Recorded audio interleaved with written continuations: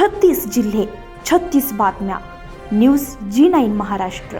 उत्तर तुमच्या प्रश्नांची.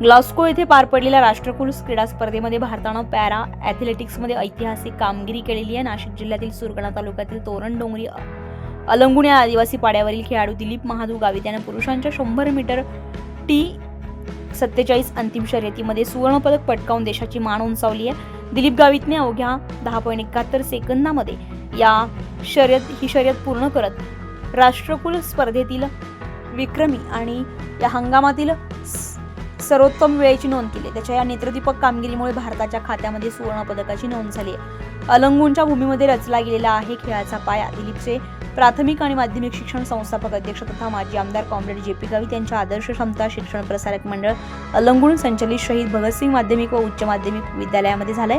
या शाळेच्या मैदानावरच त्याच्या खेळाचा पाया रचला गेलाय. क्रीडा शिक्षणाचे मार्गदर्शन आणि सरावाच्या जोरावर त्याने खेळाचे डावपेच आत्मसात केले. त्यानंतर पुढील शिक्षण आणि प्रगत प्रशिक्षणासाठी तो बाहेर पडला, जिथे श्री काळे सरांच्या मार्गदर्शनाखाली त्याच्या खेळाला नवी दिशा मिळाली.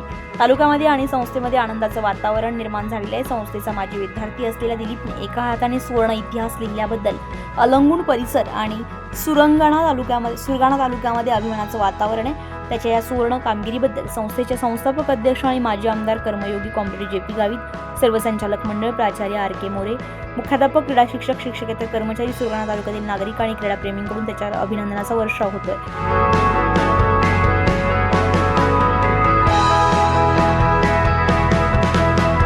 न्यूज G9 महाराष्ट्रासाठी भागवत गायकवाड, सुरगाणा.